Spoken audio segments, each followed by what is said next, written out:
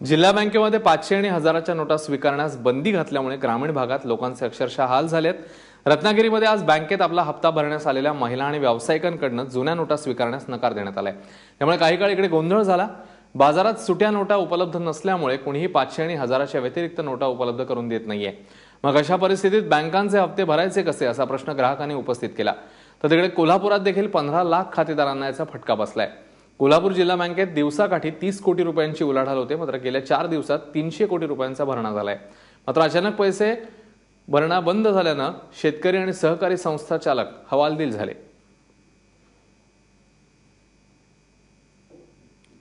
रत्नागिरीमधल्या लोकांचं याबद्दल काय म्हणणं आहे बघूया।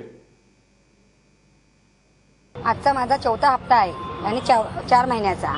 ते मी 1000 रुपये आणि 500 रुपये घेऊन आलेले। ते हे सर म्हणाले की बंद झाले, मग ते आता कुठे न्यायचे ते बोलायचे। बचत गटाचे जे आम्हाला हप्ते भरायचे ते आता 500 आणि 1000च्या नोटा स्वीकारत नाही। 2 महिन्याचे आमचे हप्ते राहिलेले।